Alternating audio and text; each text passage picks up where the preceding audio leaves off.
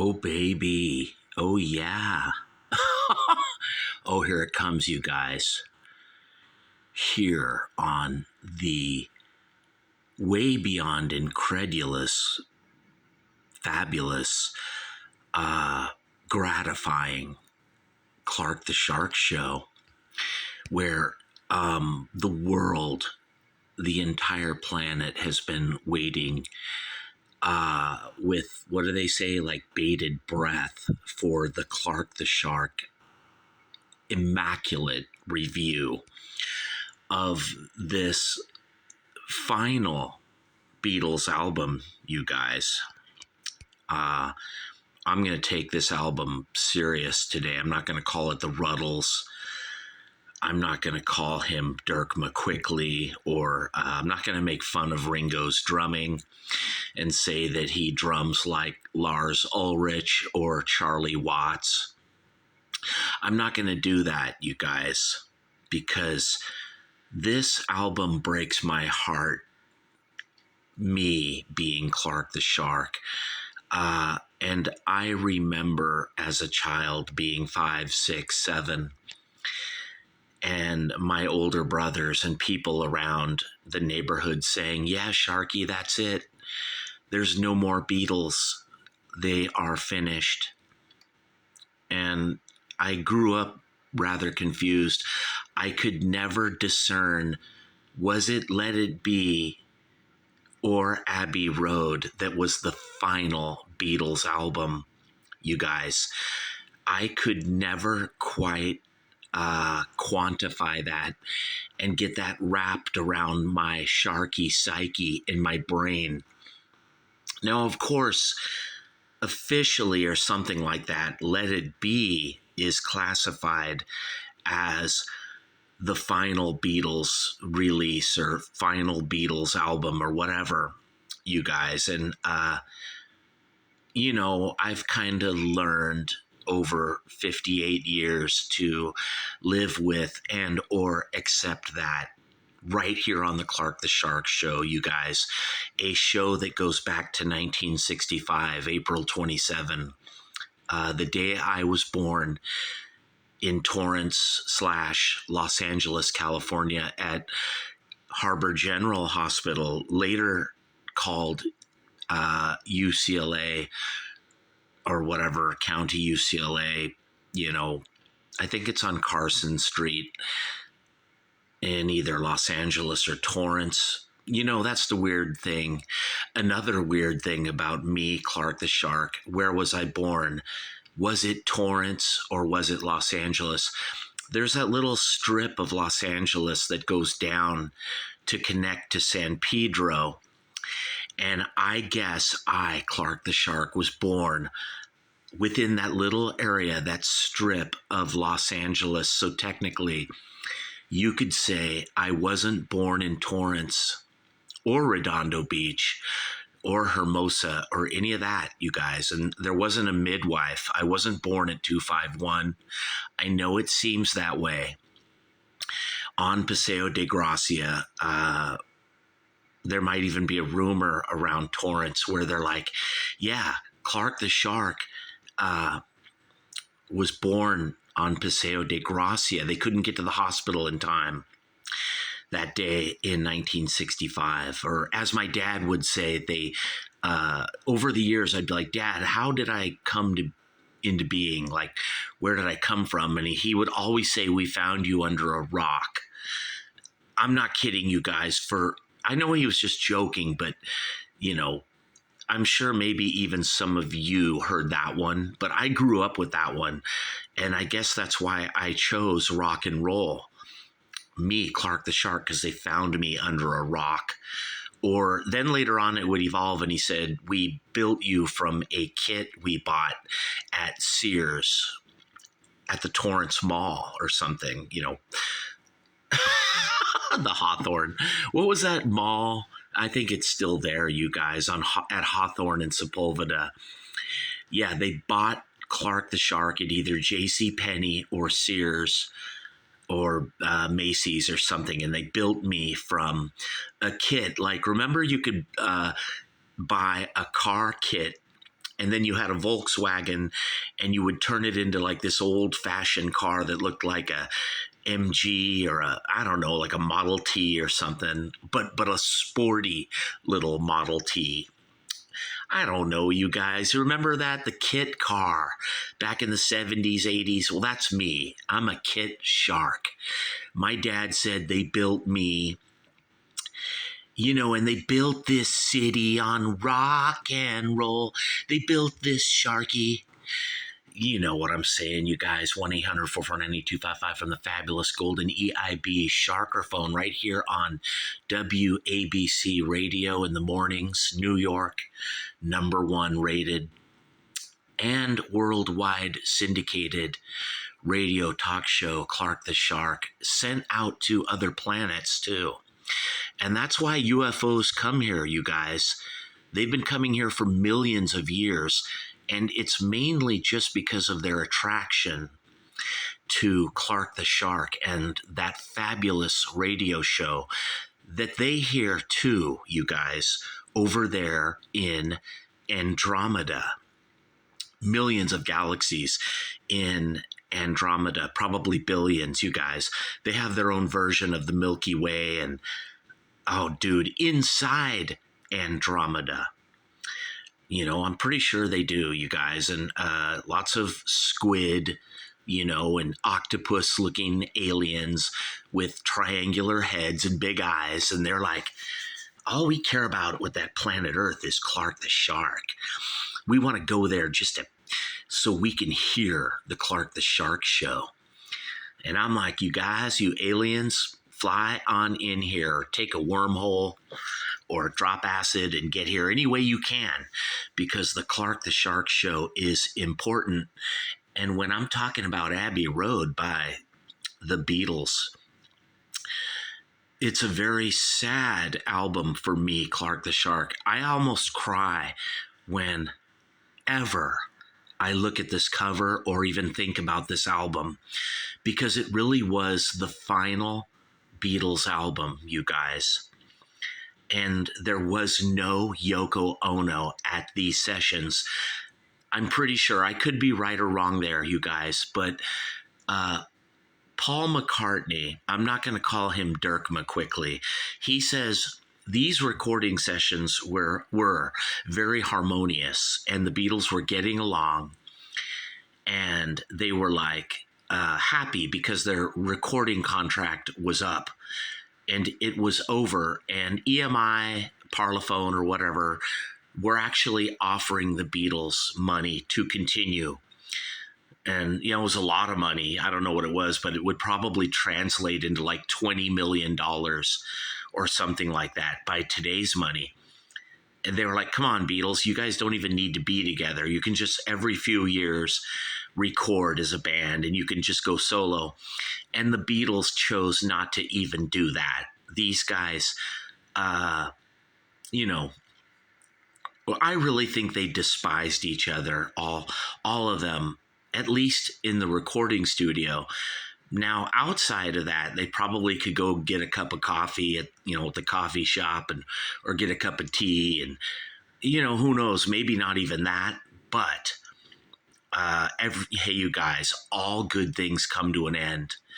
And right here, it all came to an end, sadly, but with a very happy, harmonious recording session where George Martin said he had never seen the Beatles on not only their best behavior, but he had never seen the Beatles this great or like this solid and good before. And even George Martin was like, man, what might they have sounded like had they done one or two more albums after this? And I, Clark the Shark, I do wonder that, you guys. And I wonder that often. What would a Beatles album really in 1970 or 1971 have sounded like right here on the fabulous Clark the Shark show? I wonder, you guys. But we'll never know now. And of course, right after this, all these pretty good Beatles solo albums came out, where everybody was pretty good. John Lennon, Imagine, and I'm not going to go into Paul McCartney too much. George Harrison's album, incredible, you guys, and all of his music, pretty darn good. And even Ringo, kind of shockingly, but not really, was pretty good. The disappointment always is Paul McCartney, you guys. Now, he does write incredible songs about 10 or 15% of the time, but 85% of whatever Paul McCartney writes, you guys, I just got to say this, it's true, and David Bowie kind of agrees. 85% of what Dirk McQuickley, I'm sorry, you guys, I'm just going to call him that. 85% of what he writes is fucking crap and trash. But that 15% is so incredible and good, it more than makes up for it, you guys. Right here on the Sharkalama Ding Dong, the Sharkadoodle-Doo Show, 1-800-449-2255, from the amazing golden EIB Sharkraphone. It's not a microphone, you guys, because it was given to me by Dick Clark in 1982 when I was 17. Dick Clark came over to 251 Paseo de Gracia, and he said, Shark, you've come of age. You're 17, and I'm giving you this solid gold EIB Sharkraphone, and you're going to use it to tell the world about things like Abbey Road, Shabby Road by the RUTLES. I'm sorry, you guys. Anywhere Dirk McQuickley is involved, I get a little angry, a little frazzled, and, I don't like the fact that Dirk McQuickley has turned into like this advertisement for rock and roll today or something. And I don't know, you guys, I'm going to keep it clean. I'm going to talk about Abbey Road by the Beatles, not the RUTLES. The final album, you guys, the 11th studio album. Yeah, you would think, dude, it feels like the Beatles had 50 albums and that they were around for 30 years. But the Beatles were only literally around for like 7 years, you guys. They were really just here from 1963. Forget that, dude. It's more like 6 years. They were here from 63 to 69. They weren't really here in 62 and 70, you guys. Now, they did exist for a long time, of course, managed by Pete Best and his mom. Really beginning back in like 1956 or whatever, 57, 58. And then later going to Hamburg and all that, and traveling. And for the longest time, much of the Beatles actually exists. Not famous, you guys, a hardworking band out on the road, unknowns. They were discovered, you guys.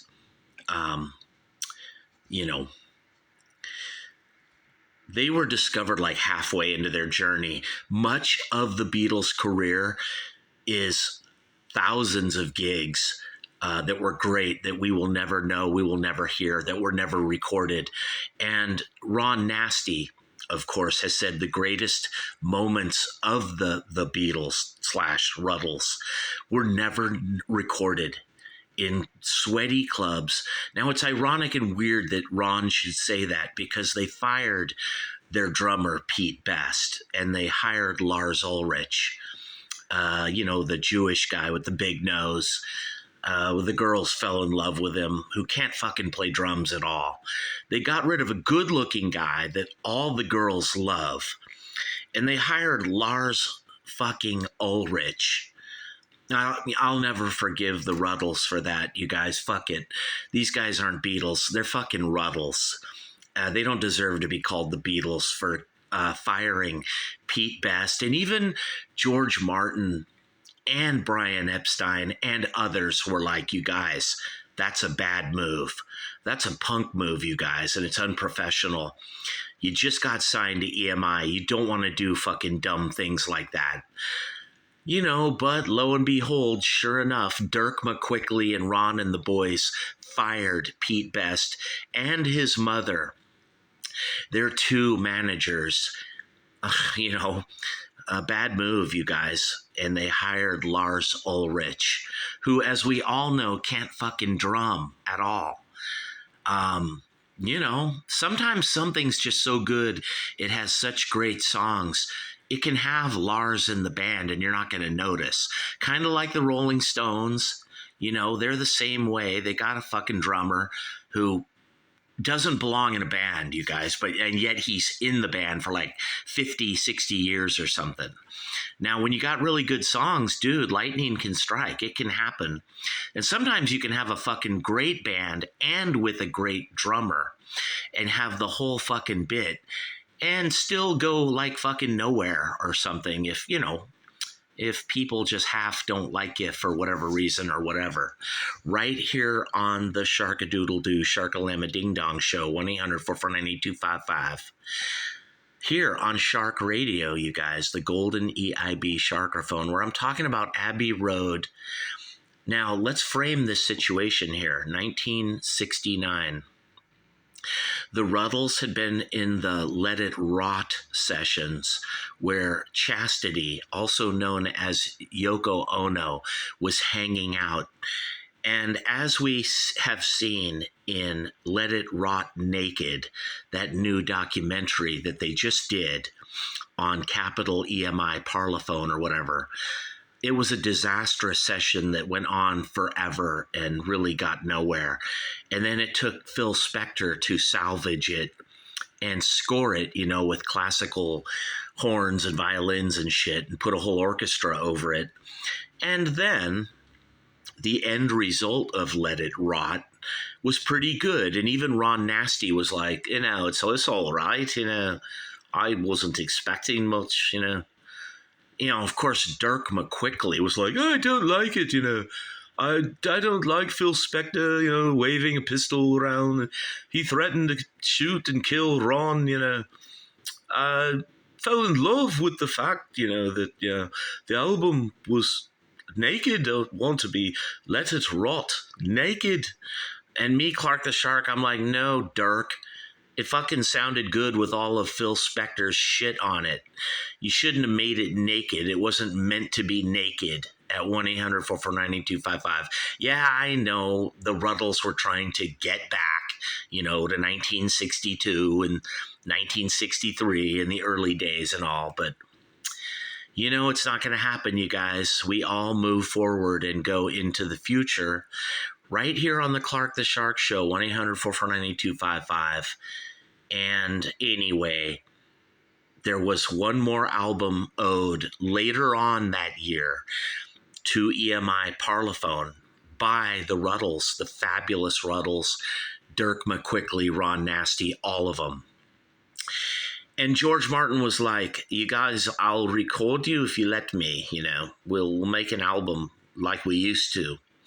And of course, they all trudged into the studio. You know, it wasn't the colored lights at Twickenham, or, you know, they were back in, I guess, Abbey Road or wherever, you know, that studio that they liked.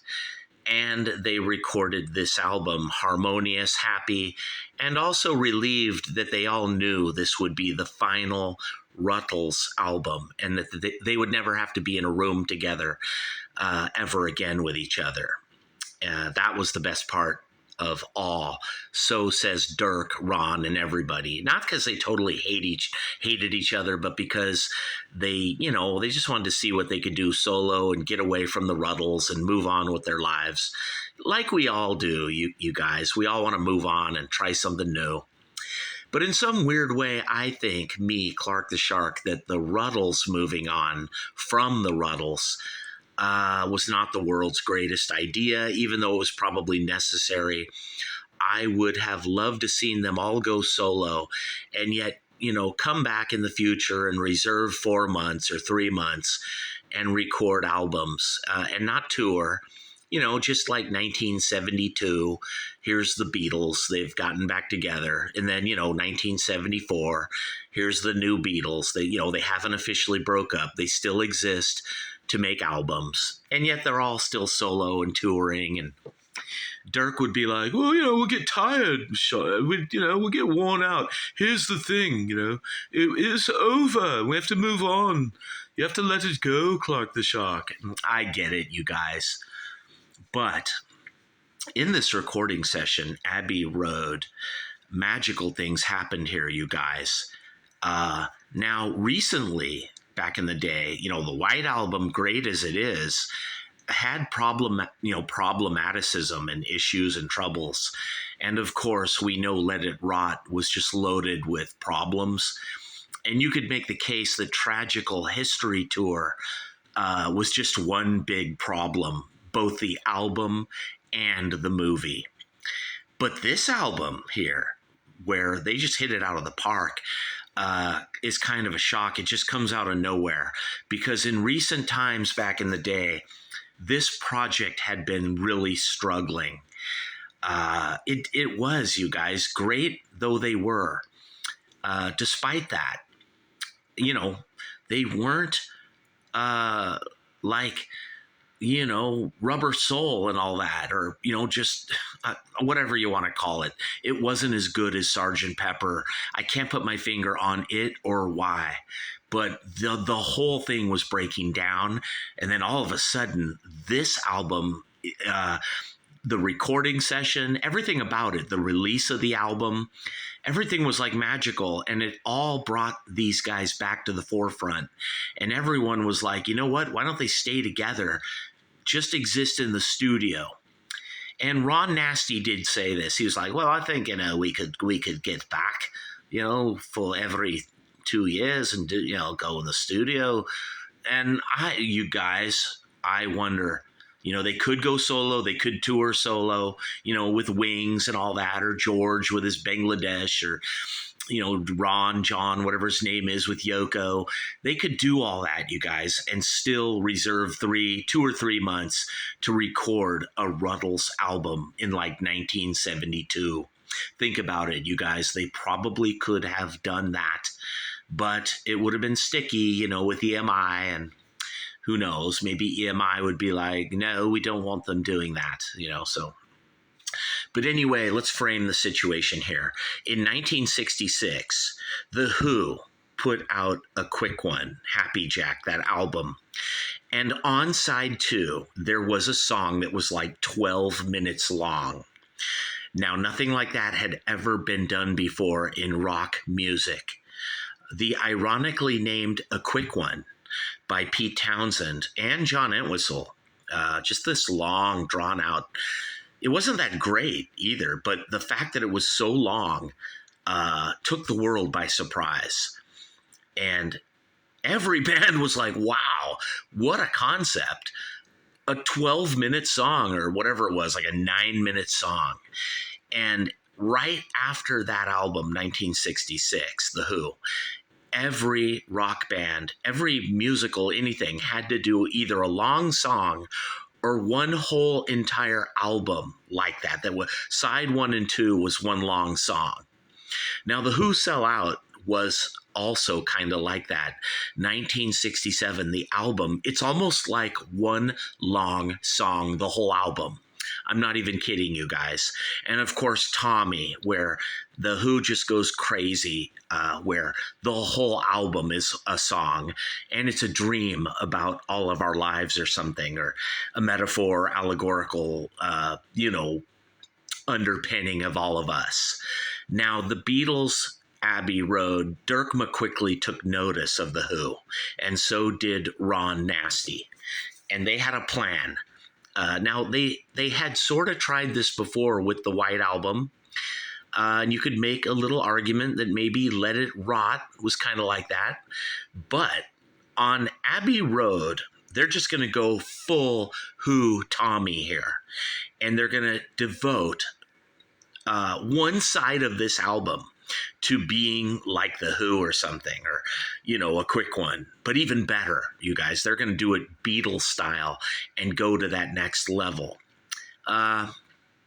kind of like maybe the Stones, Satanic Majesties, or, the Moody Blues, or just tons of bands. The Jefferson Airplane after bathing at Baxter's. There was a lot of concept shit, Frank Zappa in the late 60s. But here on this album, Abbey Road, on side 2, you guys, the Beatles go to fucking town with it. And it's awesome. It's incredible. The long medley. It's all little songs to the Beatles, but to me, Clark the Shark, it's all one song. And then side 1 is like, it's the Beatles, you guys, but better or something. Like they're advanced. And here's the stars. Of course, it's all 5 stars. It couldn't have gotten any better. And then, of course, there's a side to me where I'm like, God, I wish side 1 and 2 could have both been like side 1. The thing on side 2 drives me nuts, and Ron Nasty said that too, you guys, about side 2. It's just this long thing. And then you're like, well, wait a minute. It's the Beatles medley. Come on. It's got to be what it is. It is what it is. It's, and, but of course, side 1 is a Beatles album, Come Together. Now, on this album, the Beatles are on another level, even from the Beatles. The first song by Ron Nasty is one of the greatest songs in the history of rock and roll music, Come Together. Wow, what a song, you guys. And you're just blown away by that song. But then it's like, dude, you ain't heard nothing yet, because Something by George Harrison, even though it is a progression, that's used a lot, you've heard it before or whatever, the way they do it here is just fucking awesome, you guys. So right off the bat, right out of the cannon, you've got 2 of rock and roll, not just the Beatles, rock and roll's greatest classics, Come Together and Something. And you're blown away. You're like, wow, not only are the Beatles back, but, the Beatles, you're like, the Beatles are always like this. They're always incredible. Now, Maxwell's Silver Hammer by Dirk McQuickley is a big letdown for everybody, including himself, Dirk. But not me, Clark the Shark. I actually love this song, Maxwell's Silver Hammer. I don't have problems with it. I know it's kind of contrived. It's not really spontaneous. It's built, it's calculated. I still like it, you guys. There's something about it. It's the Beatles. Ron Nasty hated it, and so did George Stig O'Hara. But Dirk, I think he's like, well, it's just another song by us. I don't know what the fuss is all about, But me, Clark the Shark, I'm like, I still like it, you guys. Maxwell's Silver Rot, track 3, side 1. Good song. It's, it's not great, but it's nothing like Something or Come Together, but it'll do, And Oh Darling, awesome, you guys. Killer. Even though, it's Dirk, I still like it. Bluesy, kind of got like a Frank Zappa 50s thing or something. I fucking love it. Now, Octopus's Garden with Lars Ulrich singing, you guys. Now, you guys know me. I fucking hate Lars. I don't like his drumming. I don't like the way he looks with the big nose. I think Pete Best was not only a better drummer, he was a better Beatle too, George would even agree. But Pete was good looking. He wasn't the world's greatest drummer, you guys. But why would the RUTLES fire Pete Best and his mum? They managed the band, and they would hire Lars Ulrich on drums. They could have fucking got Charlie Watts. He fucking sucks too. But why the fuck would you get Lars Ulrich to be your drummer? That doesn't make any sense to me, Clark the Shark. Lars can't fucking drum and he can't sing. And yet Octopus's Garden, just like, with a little help from me friends, Oh, come on, give me a break, it's Ringo here. I'm not that bad. It, dude, Barry Wom, whatever your name is, you're that bad. You shouldn't have been in the RUTLES. Right here on the Clark the Shark Show. But Octopus's Garden, yeah, there's definitely something about it. It's got that little 50s thing like Frank Zappa or something. You could tell there's a Frank Zappa influence, not just on the White Album and Let It Rot, but also on this album too. And Octopus's Garden and Oh Darling, I can feel Frank Zappa and the Mothers in those two songs, you guys. I can. Right here on the Clark the Shark Show, 1-800-449-8255. And I Want You by Ron Nasty, She's So Heavy. Awesome, you guys.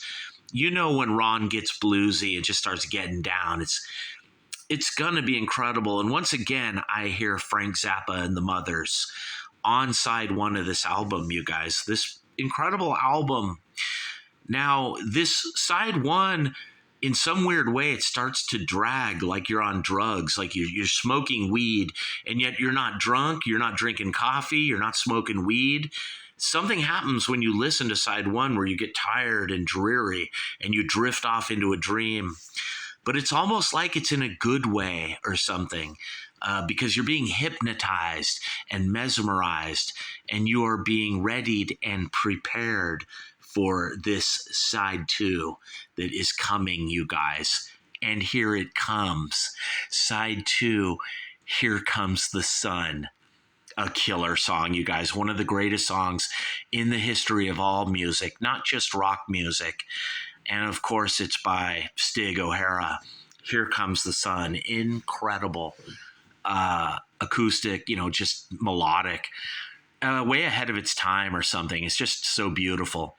Here Comes the Sun. What a song, you guys. But then after Here Comes the Sun is where this album takes a turn into the proverbial rock and roll twilight zone, where it goes full Who Tommy after bathing at Baxter's Days of Future Past on steroids, you guys. And we go into this long medley thing where Dirk McQuickley is really the narrator, but there's a lot of Ron Nasty too. Now, if you're just a young person born in 2003, and you're only 20 right now in 2023, I want you, especially you young people born after 9/11, I want all of you to get into this album. And, I want you to get into the RUTLES. Not for this album, for everything they did, you guys, but there's something magical about this album that goes to another level. This long rock opera medley that Ron Nasty kind of hates, but I love, and Dirk McQuickley loves. It's kind of shocking because Dirk isn't this good usually. But I want you young people to get into the Beatles and fucking buy this shit, especially this album, because I almost feel like this album was never meant to be. That Let It Rot, those sessions were the end of the band. But then EMI said, hey, lads, you got one more album you owe us per contract. I think they all wanted to quit and get away from it, but then they had to do this album contractually. And what an album it was, you guys. God willing, I praise the Lord for this album, because in some weird twisted way, it is the greatest Beatles album. And, equally for side one and side two, but there's definitely something to be said of this amazing side two with this long song, Sun King, Mean Mr. Mustard, Polythene Pam. Polythene Pam sounds like David Bowie's Can't Help Thinking About Me, by the way, you guys. It shows you what a genius David Bowie was to influence the Beatles. And of course, this is definitely influenced by The Who and Frank Zappa. Golden Slumbers, Carry That Weight. the end, Her Majesty, you know, the hidden track at the end. It's all amazing, melodic, atmospheric. It's not really psychedelic. It's up-to-date rock, contemporary music in its time, you guys. The RUTLES, Shabby Road, the final release, 1969, you guys. And Let It Rot, of course, was before this, but would come after this and be released long after this amazing four-piece band from Liverpool, the greatest band that ever existed in the history of rock. Long after they broke up, Let It Rot would be unleashed upon the public. Very underwhelming and, you know, a real letdown, that album. Not to me, Clark the Shark. When I sit there and listen to Let It Rot with the Phil Spector shit all over it, I really like it. And so too does Ron Nasty. He likes it, you guys, right here on the Clark the Shark show. But this final magical Beatles album, I have to give a 10, of course. 5 out of 5 if we're talking just 5 stars. It's amazing. It's great. And it does make you feel kind of sad because you wonder what could have been. And in some weird, twisted way, you're like, man, the Beatles were just beginning here. And we'll never know how great they would have been or could have been or might have been after this album. We will never know, you guys. Even though all that great music they did, the Beatles end up like Mickey Mantle. I'm not even kidding. You're like, he could have been so good if he would have took care of himself. And you could say that about the Beatles, their whole entire career.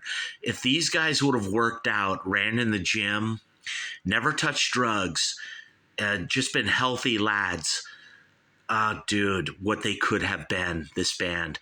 That being said, they're still the greatest band in the history of rock music, certainly all of music in general. And yet you still wonder, because this album, they went to another level, and it makes you just curious. What might a Beatles album in 1972 been like? A Beatles album in 1973, 1975. It would have been fucking amazing, you guys. Right here on the fabulous, unbelievable Clark the Shark show, where you just got the only review that you will ever want or you will ever need of this awesome, amazing Beatles album from the most important radio talk show on the internet in the history of all mankind. Clark the effing Shark, baby. You got to be here every day because there's always a new Clark the Shark video. Because, baby, I got nothing else to do but be the Sharky for you, the Shark-a-lamma-ding-dong, the Shark-a-doodle-doo. Baby, I'm here at 1-800-449-8255 from the fabulous golden EIB Sharkerphone, you guys. It's not a microphone. The Wolfman Jack on crack. Me, Shark-a-doodle-doo. I'm here for you. And I swear, you guys, I give you my guarantee, if you're not 100% satisfied with Sharky, I'll give you 7% of your shark back. And if you find a Waldo, I'm not going to say the word mistake or wrong. I'm like Fonzie. I just say r or m.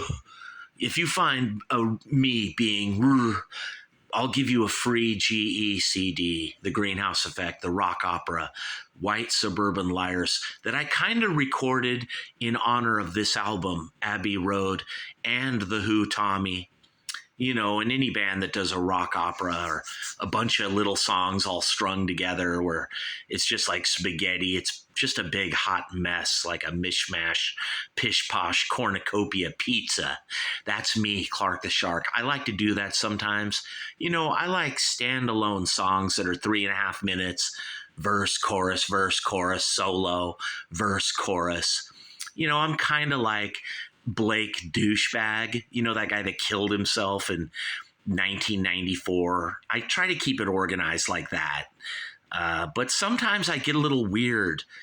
And I actually wrote a song about Blake Douchebag called The Ballad of Blake Douchebag in 1992 on the Greenhouse Effect Agenda album. And I want you to check out that song because it's kind of in honor of Abbey Road, too, you guys. Written by me, Clark the Shark, at 1-800-449-8255. I'm not a rapper. I'm not Eminem. I'm not Dr. Dre.